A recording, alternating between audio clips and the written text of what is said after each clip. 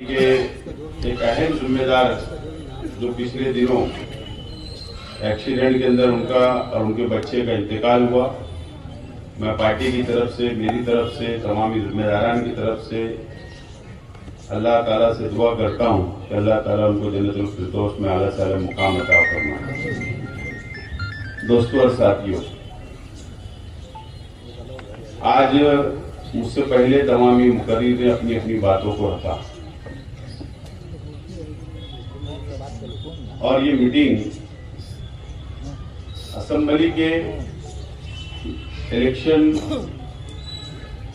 को सामने रखकर लाएमल तैयार करने के लिए बुलाई गई और कुछ अहम फैसला लेना है। मैं सबसे पहले हमारे तमामी कार्यकर्ताओं का, तमामी वर्करों का, तमामी जिम्मेदारान का बहुत बहुत शुक्रिया अदा करता हूं कि आज मैं देख रहा हूं कि एक जबरदस्त बेदारी आप लोगों के अंदर मुझे नजर आ रही है। ये मीटिंग ना कोई आपको बोलने के लिए नहीं आया, आपको दावत देने नहीं आया, बल्कि आपको ऑफिस से फोन आया, व्हाट्सएप पे आपने पढ़ा और आप चले आए।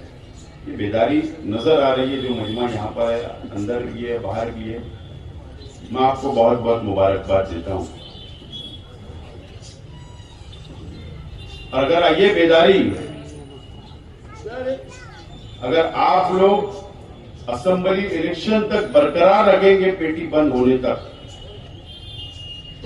तो इंशाअल्लाह असेंबली का चुनाव हमारा होगा और हम जीतेंगे इंशाअल्लाह।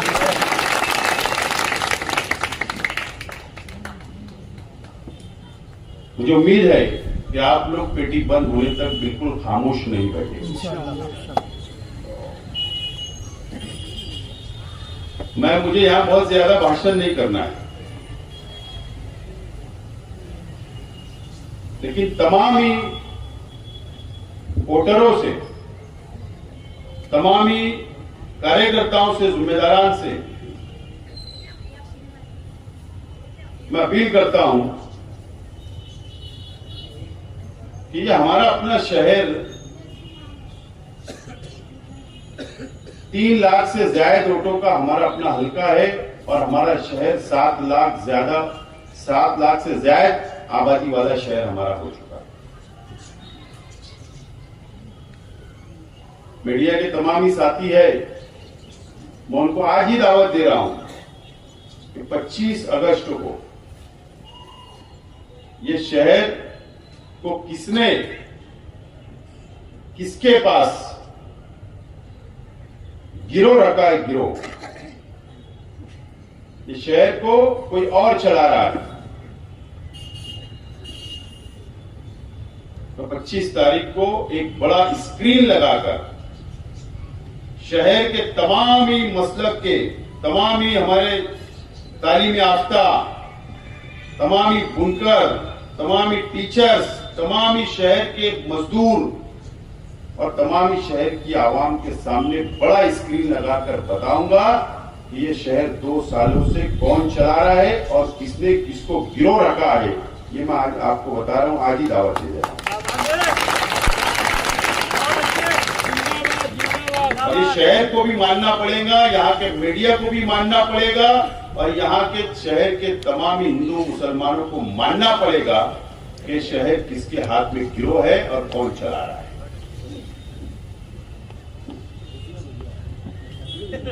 तमाम ही कार्यकर्ताओं से मेरी अपील है कि इलेक्शन ये बहुत अहमियत का इलेक्शन है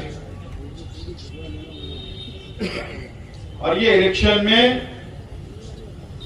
आप लोगों को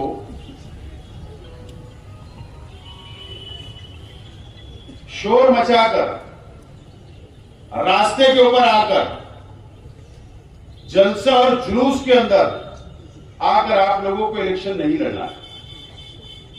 आपको ये इलेक्शन होम टू होम जाकर, घर घर जाकर, गली के अंदर रहकर, मोहल्ले के अंदर रहकर, रिश्तेदारों के अंदर रहकर, दोस्तों के अंदर रहकर एक दूसरे को बोलकर, एक दूसरे को कन्विंस कर वोट मांगना है और मजबूती के साथ हम लोगों को फील्ड के ऊपर जमकर हमको ये इलेक्शन लड़ना होगा। आमतौर पर हमने देखा कि हमारी हार की वजह हमने जब तलाश की पिछला इलेक्शन हम क्यों हारे। 5 साल हमने तजुर्बा लिया, समझा और नतीजा यह आया कि हम लोग स्कूल के बाहर, रास्ते पर, जलसे के अंदर, जुलूस के अंदर मोर्चा निकालकर हम लोग रास्ते पर रहते हैं और हमारी मुखालिफ पार्टियां घर तक रहती है, गली तक रहती है। इसके लिए हम लोग इलेक्शन हार जाते हैं। तो अब हमको जलसा, जुलूस, रास्ते के ऊपर आकर नहीं, घर घर जाकर, एक दूसरे को बोलकर, पोलिंग बूथ पर ले जाकर हम लोगों को इलेक्शन लड़ना है। और जब ही हम जीत सकते हैं इलेक्शन, जब ही हम लोग जीत सकते हैं जब आप लोग का साथ रहा, आप लोग घर घर जाएंगे, आप लोग गली मोहल्ले में जाएंगे, जब जाकर हम लोग इलेक्शन जीत सकते हैं। नहीं तो ऐसे इलेक्शन हम लोग नहीं जीत सकते।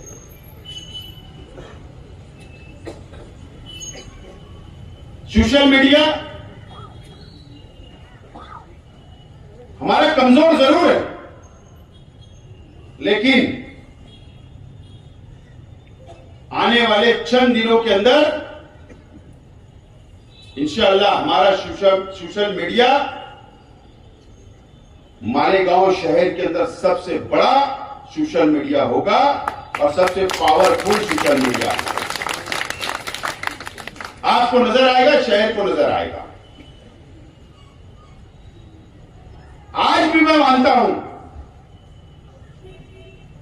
कि मालेगांव शहर के अंदर वर्करों की फौज सबसे बड़ी, सबसे ताकतवर, सबसे डेरिंगबाज, सबसे बहादुर अगर किसी के पास फौज है तो यह हमारे पास है, आपके पास है। बात याद रखना, किसके पास फौज नहीं है। आप अगर सिर्फ दम देंगे तो भाग जाएंगे। आप लोग इतने बहादुर हो, इतनी बड़ी फौज, इतने ज्यादा वर्कर किसी के, कोई पार्टी के पास नहीं है। सिर्फ मुजोर लोग है, वो मुजोर, सिर्फ मुजोर है। तुम काम भी करते, आवाम का काम भी करते और तुम बहुत बहादुर है। तुम किसी चौक के अंदर खड़े रहकर अपनी बहादुरी बताओ, आपको खुद आपकी ताकत का अंदाजा हो जाएगा। एक वर्कर के साथ अगर कुछ गलत होता है तो दूसरे वर्कर ने उसको दूर से नहीं देखना चाहिए। एक वर्कर के साथ कोई गलत करता है तो एक चौक में अगर कोई वर्कर के साथ गलत होता है, 100 वर्कर उसके साथ खड़े हो जाओ और उनका बहादुरी से मुकाबला करना पड़ेगा तुमको। पोलिंग बूथ के ऊपर कोई दादागिरी करेगा एक वर्कर के साथ तो आपको भी 100 नहीं 500 खड़े रहकर उसका मुकाबला करना पड़ेगा। वो सिर्फ मुजोर है, आपसे वो मुकाबला नहीं कर सकते। मैं आज आपको बोल रहा हूं, आपने अपनी ताकत कभी तक अंदाजा ही नहीं लगाया। जिस दिन आपको अपनी ताकत का अंदाजा हो जाएगा, ये शहर के अंदर सिर्फ हमारा राज होगा, हमारा। हम इक्तिदार करेंगे, हम शहर का विकास करेंगे, शहर का डेवलप करेंगे, शहर के अंदर सबको साथ लेकर चलेंगे। आप अपने अंदर अपने ताकत का अंदाजा आप लगाना सीख जाओ, यकीन जानो।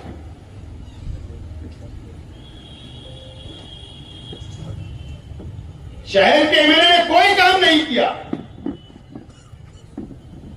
शहर को ले जाकर बेच डाला है, शहर को गिरोह रख दिया है। ये बात आवाम को बोलना पड़ेगा। तो 25 तारीख को तो पूरा पोस्टमार्टम करूंगा, पूरा पोस्टमार्टम करूंगा। और न तो याद रखना, अगर हमने ये शहर के अंदर, ये शहर की आवाम से मेरी अपील है, शहर की आवाम से मैं बोलना चाहता हूं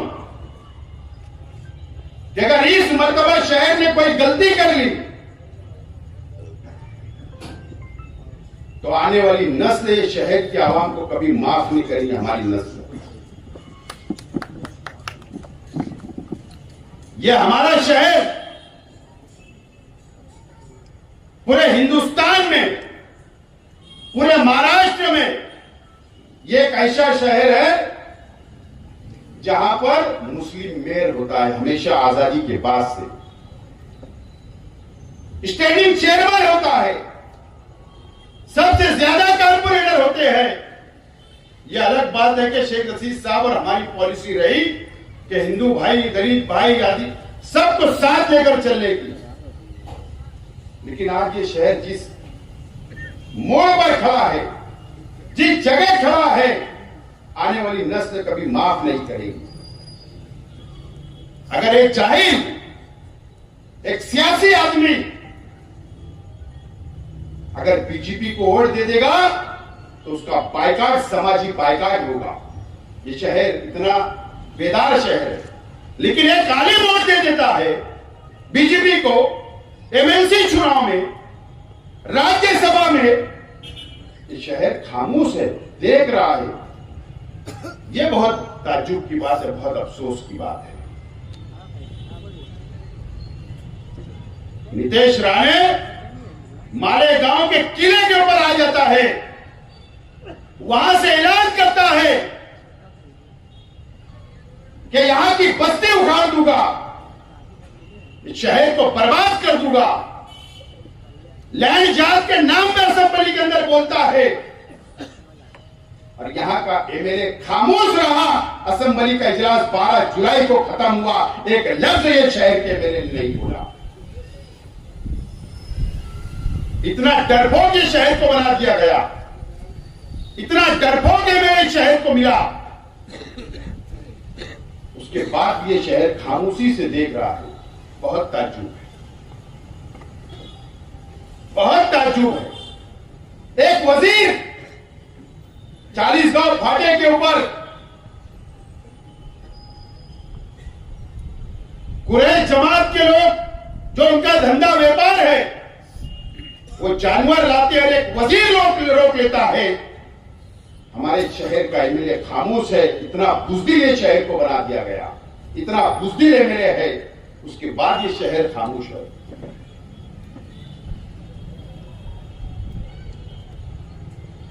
क्या वजह है शहर खामोश है? यह मस्जिद और मीनारों का शहर, यह तहरीकों का शहर, बड़ी बड़ी तहरीकें शहर ने चलाई। ये शहर ने हिंदुस्तान के अंदर आजादी दिलाई, ये मालेगांव को आजाद किया वो शहीद, ये वो शहर से हम हैं। और आज इतना बुज़दिल ये शहर हो गया। एक वजीर गाड़ी रोकता है, कम से कम एक प्रेस में नहीं बोला जाता, असेंबली में नहीं बोला जाता, एक मेमोरेंडम नहीं किया जाता।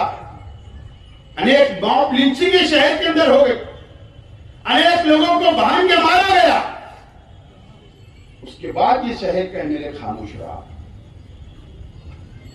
और शहर देखते रहा, देख रहा है। ये बहुत अफसोस की बात है। कब ये शहर बेदार होगा? कब ये शहर सियासी फैसला लेगा? अब वक्त आ गया है सियासी फैसला लेने का। इस शहर को मैं याद दिलाना चाहता हूं, अली अकबर ग्राउंड के ऊपर असेंबली के इलेक्शन के वक्त असदुद्दीन अवैसी साहब आए थे और उनके बुज़दिल उम्मीदवार के लिए कहा कि मेरे तेरा वोट मुंह देखकर वोट दो, मैं हर 2 महीने 3 महीने पर मालेगांव आऊंगा। 5 साल मुकम्मल होने पा रहे। अवैसी साहब तुम नहीं आए, लेकिन ये शहर ने कभी सवाल नहीं किया। अब आइए, फिर जज्बाती बातें, फिर कौम और मिलत, लेकिन अवैसी साहब, आपने कभी तुम्हारे एमएलए से नहीं पूछा कि तुमने बीजेपी को क्यों वोट दिया, तुमने राज्यसभा में बीजेपी को क्यों वोट दिया, एमएलसी का क्यों वोट दिया? कब पूछोगे तुम? टिकट तो दोगे, लेकिन सवाल नहीं करेंगे। इसका जवाबदार कौन है? शहर कब सवाल करेगा? मैं बहुत फिक्रमंद हूं। एक वक्त आएगा कि फिरका प्लस अंदर घुसकर जुल्म करेंगे, मॉब लिंचिंग करेंगे। अगर ऐसा बुज़दिल एमएलए शहर को मिला वापस तो। और हुआ क्या? हुआ ये 2 सालों से क्या हुआ? हम किसी धर्म के खिलाफ शेख आसिफ नहीं है, ये शहर कोई धर्म के खिलाफ नहीं है। अगर कोई देवी की यात्रा जाती तो हम उसके खिलाफ नहीं है। कल भी जा रही थी, आज भी और कल भी जाए, हमें कोई एतराज नहीं है। लेकिन 2 सालों से एक वजीर का लड़का हजारों लोग को लेकर शहर से गुजर रहा है। रमजान महीने में तरावी की नमाज हो रही है, अजान हो रही है। ये शहर ने कभी नहीं पूछा और न ये एमएलए ने कभी पूछा, कभी नहीं पूछा गया, किसी ने सवाल नहीं किया। मैं कुल जमाती तंजीम से भी आज मेरा सवाल है, मैं उनके खिलाफ नहीं हूं, मैं आपके खिलाफ नहीं हूं, कुल जमाती तंजीम के मैं खिलाफ नहीं हूं। अगर आप नुमाइंदगी करते तो आज आप पर भी वक्त आया है कि 5 साल का हिसाब इस एमएलए से आपको लेना पड़ेगा। कब आप सवाल करोगे? कब ये शहर बेदार होगा? अब ये शहर को बेदार करने की जिम्मेदारी हम उन पार्टियों से हमको नहीं है उम्मीद जिन्होंने तलवे चाटे वजीर के, जिन्होंने चप्पल संभाली सीएम साहब की। उनके वर्करों से हमें उम्मीद नहीं है, आपसे मुझे उम्मीद है। शहर आपकी तरफ देख रहा है, आपको सवाल करना पड़ेगा, चौक चौराहों पे बताना पड़ेगा। ये शहर आपकी तरफ देख रहा है। आज मैं बोल रहा हूं, एक पार्टी का उम्मीदवार हो, 2 का हो, 3 का हो, 4 का हो, हमें उससे कोई लेना देना नहीं। हम कैसे मजबूत हो गए इसके ऊपर तवज्जो देना चाहिए।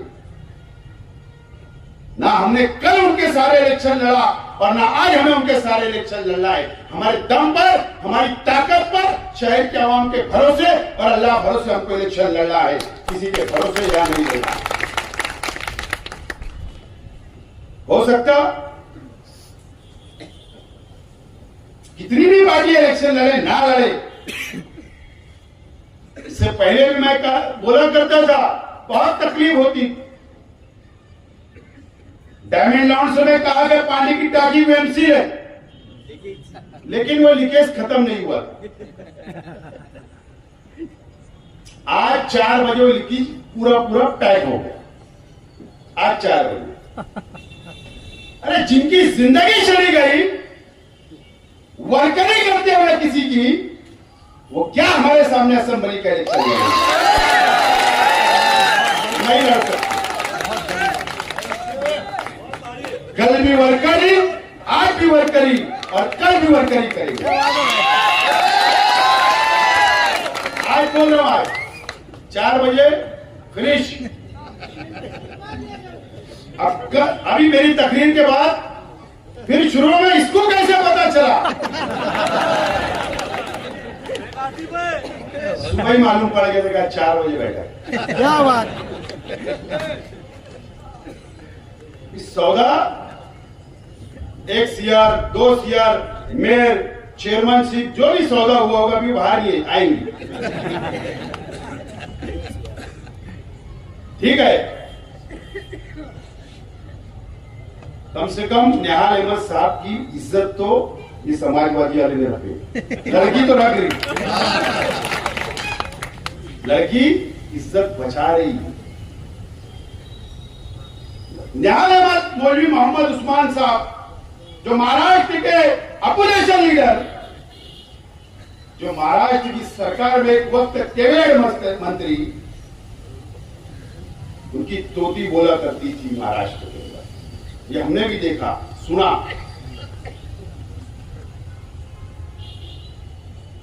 उन्नीस के अंदर उन्होंने भी वर्करी कर डाली। अगर निहाल साहब हयात होते तो निहाल साहब वर्करी करने नहीं देते। ठीक है, इन्होंने तो वर्करी करना छोड़ दिया, ऐसा मुझे आज लगता है। कल का भरोसा नहीं। 9 क्रांति दिन जरूर है, कोई नई क्रांति ना हो जाए कि फिर वर्करी के लाए।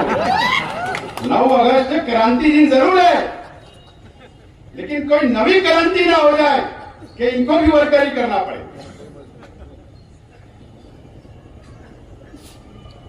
अब मैंने तो ये ऐलान किया कि टिकट मिले ना मिले, और मैं आज वापस बोल रहा हूं, और अल्लाह को हाजिर नाजिर जान के बोल रहा हूं मीडिया के सामने, आप लोगों के सामने, मैंने कभी भी कांग्रेस पार्टी का टिकट मांगा नहीं। क्या बात है, क्या बात है भाई। कभी भी कांग्रेस पार्टी के लीडरान को मैंने ये नहीं कहा कि मुझको आप टिकट दो या आपकी पार्टी में दो, और ना मैंने राष्ट्रवादी कांग्रेस पार्टी से कहा कि आप मुझे टिकट दो। मेरा यह मानना है, हार और जीत की कोई परवाह वो ना मैंने कभी किया और ना इंशाल्लाह आइंदा करूंगा। शेख रशीद साहब बोला करते थे, इसी जगह पर बोले थे शेख रशीद साहब ने 2014 में मेरी गैर मौजूदगी में, जब शेख रशीद साहब ने वर्करों की मीटिंग बुलाई और शेख रशीद साहब ने कहा कि मैं आसिफ को इलेक्शन लड़ाना चाहता हूं असेंबली, तो कई वर्कर बीच में उठे, कई साहब के दोस्त उठे, उन्होंने मुखालफत की कि शेख आसिफ नहीं चलेगा।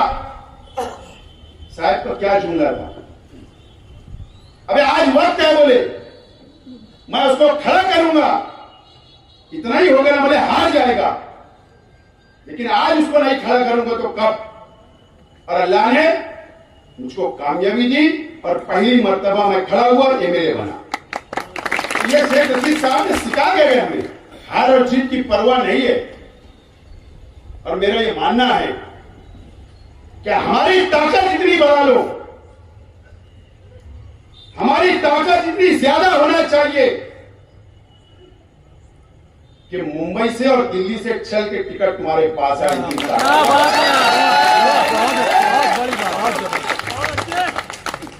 और मैं कभी भी टिकट मांगने कहीं जाऊंगा नहीं, ये दोबारा बोल रहा हूं। चाहे सोनिया गांधी का फोन है, राहुल गांधी का है, महाराष्ट्र के लीडरान का है, कहीं टिकट मांगने जाऊंगा नहीं, और न मैं कांग्रेस से कभी इलेक्शन लड़ूंगा नहीं। ये बात आज साफ बोल रहा हूं।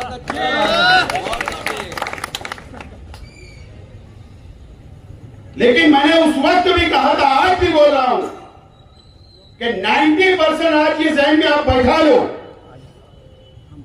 कि हमको आजाद उम्मीदवार इलेक्शन लड़ना है। आजाद उम्मीदवार बनाऊंगा मैं एक बड़ा प्लेटफॉर्म, तैयारी चालू है मेरी। कई लोगों से मैं मुलाकात कर रहा हूं, कई लोग मेरे साथ आने के लिए तैयार है। ये देखो इतनी बड़ी फौज बैठी है, कमी है क्या? ये बैठे हुए इतनी बड़ी फौज है, एक प्लेटफॉर्म हम जरूर बनाएंगे।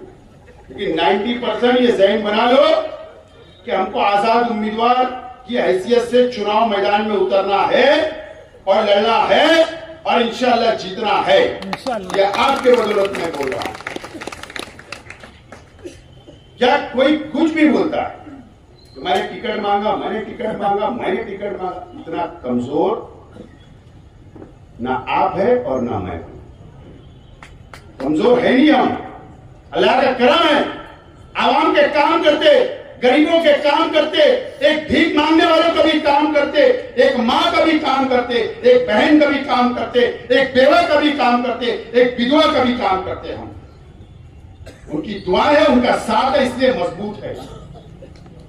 सिर्फ अमीरों का काम नहीं करते। और मुझे इस शहर के आवाम में पूरा भरोसा है इस मर्तबा, चाहे वो कोई भी समाज, कोई भी बिरादरी, आजकल बिरादरीवाद चल रहा है, लेकिन मुझे उस पर कुछ नहीं बोलना है, लेकिन शहर की तमाम ही छोटी बड़ी बिरादरियां, हर बिरादरी, हर मसलक के ऊपर मुझे पूरी उम्मीद है, पूरा भरोसा है कि इस मर्तबा हर समाज, हर बिरादरी, हर मसलक की वोट इंशाअल्लाह आपके उम्मीदवार शेख आसिफ को मिलेगी। और तुम कितनी भी मेहनत कर लो, मैं हो, आप हो, हमारे बस में सिर्फ मेहनत करना है, जद्दोजहद करना है। इज्जत और जिल्लत अल्लाह ताला की तरफ से आती है, फैसला होता है, यह हमारी ईमान है। फिर चाहे तुम करोड़ों लगा दो, लाखों लगा दो, उससे कुछ नहीं होगा। लेकिन आप लोग तैयार हो ना? मैं तो मैं यहां तकरीर कर रहा हूं सिर्फ, आप हो ना तैयार? कोई भी हालत में लड़ना है, शहर को बचाना है, नाकारे लोग को घर भेजना है। शुक्रिया, मुझे आप लोगों को बहुत उम्मीद है। अभी मेरी तकरीर बाकी है, मैं हमारे तमाम ही कार्यकर्ताओं से हाथ जोड़कर मेरी गुजारिश है, बैठिए मेरी बात, हाथ जोड़कर मेरी गुजारिश है, चाहे वो बहुत छोटा वर्कर हो, बड़ा हो, कारपोरेटर हो, साबिक कारपोरेटर हो, पदाधिकारी हो, पार्टी का जिम्मेदार हो, कोई भी शख्स हो, आज मुझसे नाराज मत होइए। बहुत बड़ी बात है। आज मुझसे नाराज मत होइए, दुख होता है। 5 साल मेरे परिवार ने आपको संभाला है, माफी के साथ बोल रहा हूं, 5 साल संभाला है। हमारे काम आगे पीछे करके हम वर्करों के लिए लड़ते हैं, जीते हैं। लेकिन ऐसे वक्तों के अंदर, इलेक्शन के वक्त अगर नाराज होंगे तो दुख होता है। आपको नाराज होने का पूरा हक है, लेकिन इलेक्शन की पेटी बंद होकर आकर यहां बैठ जाने के ये मसला है, हम तुमसे नाराज थे लेकिन कल नहीं बोले थे, आज बोल रहे। आना, तुम्हारी बात सर आंखों पर, तुम्हारी हर बात ठीक है, इंसान हूं, गलतियां हुई होगी, लेकिन इसका मतलब आप नाराज हो गए, ऐसा नहीं। एक इंसान से गलती होती, मैं माफी मांगता हूं, माफी चाहता हूं, लेकिन ये वक्त नाराज होने का नहीं है। और मैं तमाम इच्छुक उम्मीदवार से अपील करता हूं, गुजारिश करता हूं माफी के साथ कि आप ये इलेक्शन आपका इलेक्शन समझ के लड़िए, आपका इलेक्शन समझ के लड़िए। जो भी ख्वाहिशमंद हो, आपको भी कमर कसना है। मैं कई लोगों के पास जाता हूं, कई लोगों को बोलता हूं खड़े रहो, ये काम करो, वो काम करो, लेकिन मेरे जाने के बाद मुझे वो नजर नहीं आ रहा है,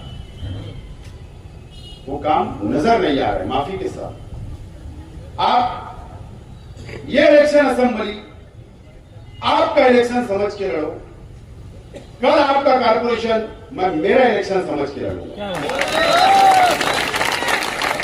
आज आप मुझे कामयाब करो, कल तुम्हारे लिए जान लगा दूंगा और तुमको कामयाब करने के रात दिन एक करूंगा, तन मन धन तुम्हारे लिए सब लगाऊंगा, मेरा परिवार लगाएगा। लेकिन आज आप धन मत लगाओ, लेकिन कम से कम आप अपना वक्त लगाओ, ये मेरी अपील है।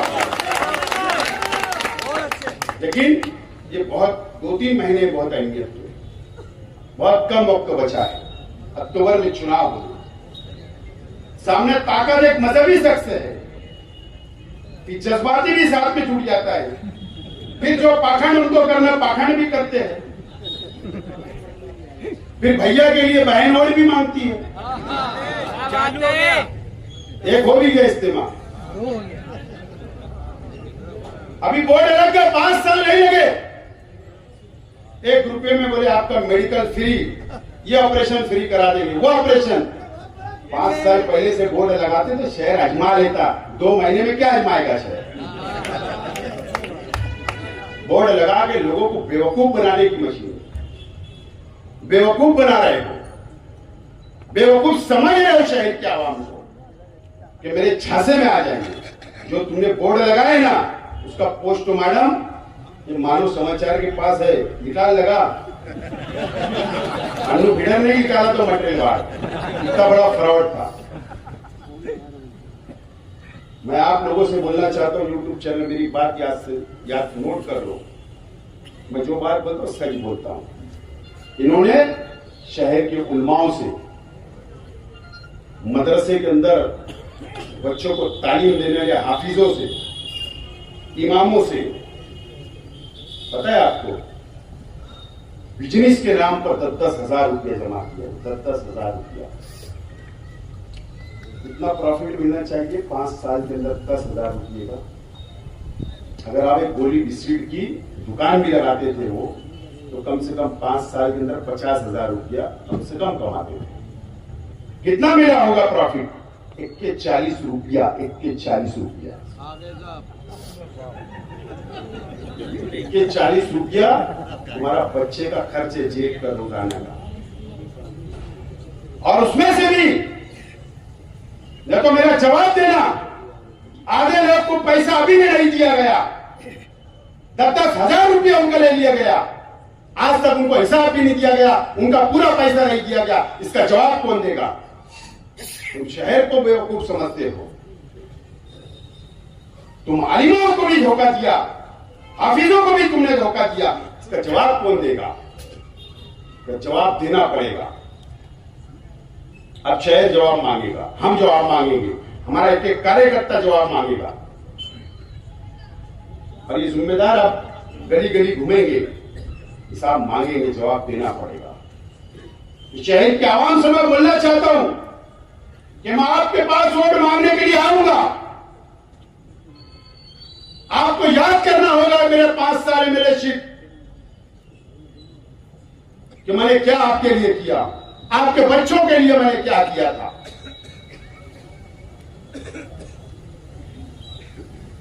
आपको याद करना होगा, आपके बच्चों को मैंने किताबें हाथ में दिया था, कलम हाथ में दिया था,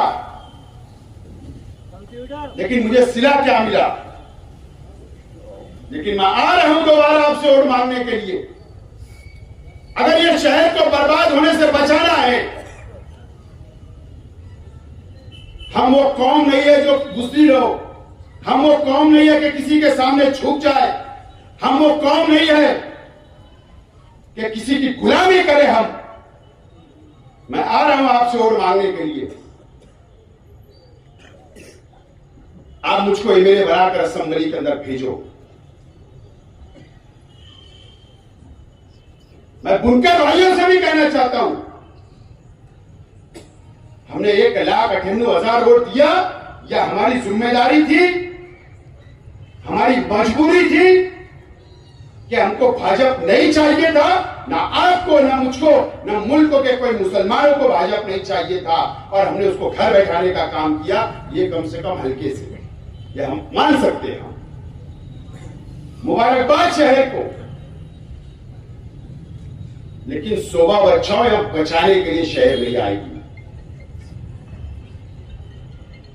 नहीं आएगी, और अगर आएगी भी तो उसकी नहीं सुनी जाएगी।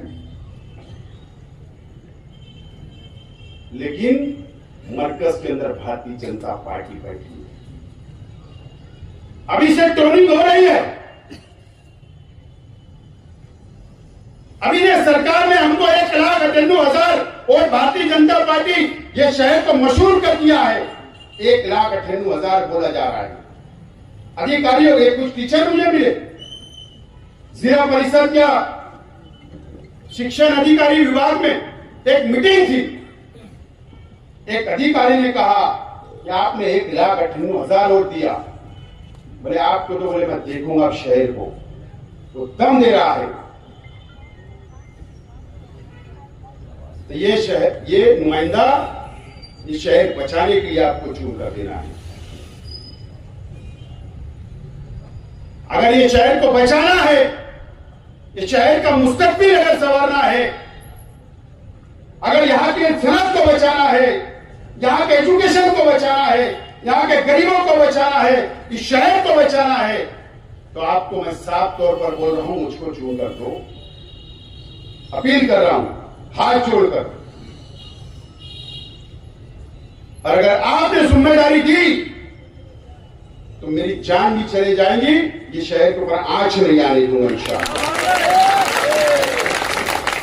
एक मर्तबा मौका दो, एक मर्तबा देंगे आपको मौका। वहां पर अस्तीन चलाने वाला इमेज चलेगा हाउस में, क्या बोल रहा हूं, अस्तीन खींचने वाला चलेगा। मच्छी बाजार में तो भागने वाला नहीं चलेगा, कपड़े संभालने वाला नहीं चलेगा। मैं एकदम साफ अल्फाज में आज बोल रहा हूं शहर क्या हूं। एक मर्तबा अजमा लो, नाकाम हो जाऊंगा तो घर बैठ जाऊंगा। एक मर्तबा मौका दो। दिए ना आपने मुफ्ती साहब को, 5 साल में क्या हासिल हुआ आप खुद जायजा लो, आप खुद जायजा लो। अगर एक आदमी, एक शख्स अगर कामयाब मेरे होता, अगर वो विकास करता, अगर वो डेवलप करता, तो वो विकास के नाम पर रोड मांगता, डेवलप के नाम पर रोड मांगता कि मैंने सनत के लिए किया मुझे वोट दो, मैंने तुम्हारे बच्चों के लिए ये किया मुझे वोट दो। लेकिन वो शख्स किस नाम पर वोट मांग रहा है मैं मेरी जबान से बोलना नहीं चाहता। आपने यूट्यूब के ऊपर देखा है उनकी सोशल मीडिया की मीटिंग के अंदर उस आदमी ने किस बुनियाद पर वोट मांगा। इसका मतलब वो आदमी नाकाम हो चुका और उनके साथ साथ जिम्मेदार 19 के अंदर जो उनके मंच पर थे वो भी नाकाम हो गए। अगर समाजवादी पार्टी ये सोच रही होगी कि हमारा कुछ नहीं था, तो आप भी जिम्मेदार हो, आपके ऊपर मैनिफेस्टो पर आपका भी फोटो लगा था, उसका जवाब तुम कैसे दोगे? उसका जवाब देना पड़ेगा, मेरे भाई को भी जवाब देना पड़ेगा, मंचों वाले को। कपड़े उतार के रास्ता, वो कैसे जवाब देंगे? सब नाकामी के जिम्मेदार जिनका मैनिफेस्टो पे फोटो था वो तमाम ही लोग नाकाम है, वो भी जिम्मेदार है। ये शहर को बर्बाद जो हो रहा है उसके जिम्मेदार ये सब लोग हैं। 25 साल का हिसाब समाजवादी वालों ने मांगना, वाह बहुत हो गया आपको। असलम भाई तुम जवाब दे दो, मैं नहीं देता, तो मैं बराबरी वालों को देता जवाब। रेडी है। अरे वाडिया बन रहा, देख लो रोज कारपोरेशन में जाके तायरा शेख रशीद साहबा, शेख रशीद साहब दुनिया चले, वाडिया, अली अकबर, हारून क्या चाहिए? ये Agra road, Kusumba road, flyover, Urdu घर, कब्रिस्तान, किले का पानी, पुलिस स्टेशन,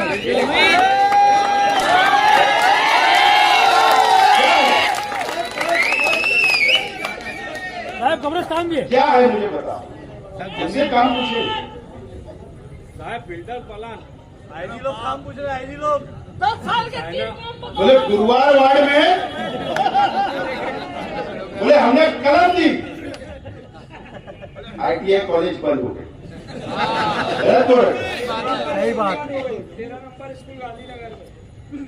कितने स्कूलें बंद हो गए? तो फीस लेके पढ़ाई ना, खिदमत खल के करेंगे। अभी खिदमत खल के चल रहा है, ऐलान कर दो बिना फीस के पढ़ाए जाएंगे बच्चे, ऐलान कर दो हम पढ़े। सब फालतू वाला धंधा है, वो धंधा। बिजनेस, एजुकेशन, बिजनेस, हमको कुछ सिखाओ को मत, सिर्फ हम जवाब तुमको नहीं देते थे, लेकिन तुम हमको छेड़ोगे तो जवाब मिलेगा, तुमको भी मिलेगा और करारा मिलेगा। बाकी जो वर्करी करे तो उनका छोड़ दो, जो मैदान में आए उसको जवाब, जो मैदान में आएगा उसको जवाब, जो वर्करी करेगा उसको जवाब नहीं। हाँ, लेकिन हमारे कोई आड़े आया तो उसको जवाब मिलेगा, लेकिन सियासी आए ना तो तुम बोल दोगे फिर साला उसको यूट्यूब के रिकॉर्डिंग उड़ाते, फिर पेन ड्राइव में लगाते, फिर पुलिस को देते। शेख आसिफ ने ऐसा बोला था और फिर खत्म हो गया। सियासी तकरीर करता हूँ उसको अलग ही टर्म देते क्या पेन ड्राइव में निकालते, शेख आसिफ ने अयूब नगर में ऐसा बोला, शेख आसिफ ने यहाँ पर ऐसा बोला। अरे सर ये क्या तमाशा, सियासी तकरीर करता हूं मैं। एक भी क्रिमिनल केस शेख आसिफ पर नहीं, एक भी क्रिमिनल। इतना सुन दो, मतलब मुफ्ती साहब पे 353 टांगे को मार रहे हैं। गलत बोल रहे हैं? सही बात है। 353 है ना? मालूम है मेरे को 353 वो टांगे को मारे देना, डॉक्टर टांगे को 353 क्रिमिनल है वो। गालियां दिए थे, वीडियो है ना यार। मुस्तकीम में क्या है, मेरी खाला के लड़के पे, मेरी खाला का लड़का मेरे बाजू में रहता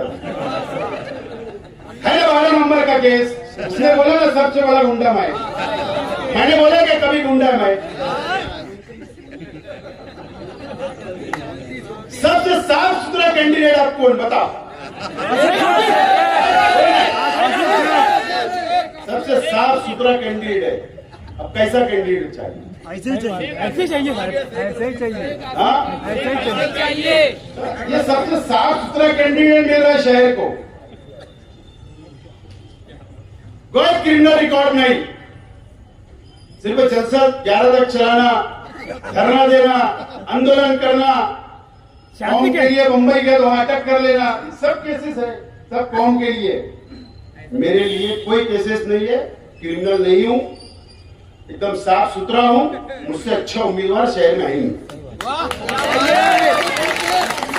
और अगर कोई बीच में और आ गए, मेरे भाई पे भी केसेस है, मालूम है ना? मालूम है नहीं? बाहर से भी केस लेना पड़ा, मालूम है? 353। अब अगर कोई तीसरा चौथा जब आएगा तो उनका फिर समाचार अपन जब लेंगे, आज छोड़ देंगे। लेकिन मैं शहर के आवाम से मेरी बहुत तड़प है, मैं बहुत तड़प से बोल रहा हूँ, शहर को बचा लो, शहर को बचा लो, और तो ये शहर बर्बाद हो जाएगा। मैं तुमको साफ अल्फाज में बोल रहा हूँ, और बर्बाद हो चुका उसका 25 तारीख को बताऊंगा। मेरे बुनकर भाइयों से मैं बोलना चाहता हूं, मैंने कभी आपसे काम के नाम पर रोक नहीं मांगा, कम से कम मैंने साइजिंगों का काम किया, उसी नाम पर रोक दे दो। कोई नहीं कर सकता था वो काम, अल्लाह का करम है। कमिश्नर को भी कानून सिखाना और रास्ता बताना हम ही सिखाते हैं। बड़ी बात नहीं बोल रहा हूँ, कोई मैं मेरे तारीफ नहीं करता हूँ, पूछ लो जितने बैठे हमारे सीनियर सब तारीफ करेगा। कौन सा काम अगर उसको नहीं समझ रहे तो बताता हूँ कि ये काम ऐसा कर रहे, हो जाएगा। तो साइजिंग वालों का काम बहुत टेढ़ा था, एनजीटी का, एनजीटी बोलो सुप्रीम कोर्ट के लेवल की कोड है, लेकिन अल्लाह का करम, अल्लाह ने मुझसे काम लिया। और सब साथ चल रहे थे ना, दिल्ली गए, बम्बई गए, पोल्यूशन कंट्रोल बोर्ड में, नासिक, मुंबई, सबका रिस्टार्ट निकाल के लाया उसी नाम पर। लेकिन मैं बोलता हूं मैं काम करने वाला हूं, ठीक है। कुछ लोग नाराज है, चलता है, कुछ लोग मुझे आगे से देख रहे, लोग कन्नी काटे हैं, वो भी दिखता मुझे। कुछ लोग सोच विचार में है कि अब भी आ जाएंगे वोट मांगने तो क्या जवाब देना, क्योंकि 5 साल उनके स्टेज पे थे, अब कैसे करना। ठीक है, मैं उम्मीदवार हूं, वोट की भीख मांगने के लिए आऊंगा, तुम दो या मत दो तो तुम्हारी मर्जी है, लेकिन अगर सच्चाई और हक है तो सिर्फ शेख आसिफ पे बात करें। तमाम ही चीजें मैं मेरे वर्कर, मेरे साथियों, मेरे दोस्तों, आप बहुत जाबाज होना, आपके लिए तकरीर कर रहा हूं। आपको मटेरियल दे दिया मैंने मेरी तकरीर के अंदर, इतने पॉइंट दे दिए, बाकी वो रोक के रखा हूं। जाकर अपने अपने वार्ड के अंदर फैल जाओ, गलियों में फैल जाओ, मोहल्लों में फैल जाओ, और आप सोशल मीडिया के ऊपर हमसे मुकाबला करना चंद दिनों के बाद। और सोशल मीडिया के डिपार्टमेंट से मेरी रिक्वेस्ट है कि कुछ हरामखोर लोग अभी तक जातियात को लिखना बंद नहीं करे, तो हम खामोश है तो इसका मतलब गलत मत लो। और इलेक्शन बाद मिलना, इलेक्शन बाद मिलना, जो पुलिस स्टेशन की हद्दी में रहते हैं वहीं पर हम मुलाकात करेंगे। क्या अभी तक खामोश है इसका मतलब गलत मत लो, बुज़दिल नहीं हम। तो आप लोग सब बात से मेरी सहमत है? जितनी तकरीर की एक एक बात, यहाँ से निकलना है, घर जाना है, मोहल्लों में डटना है,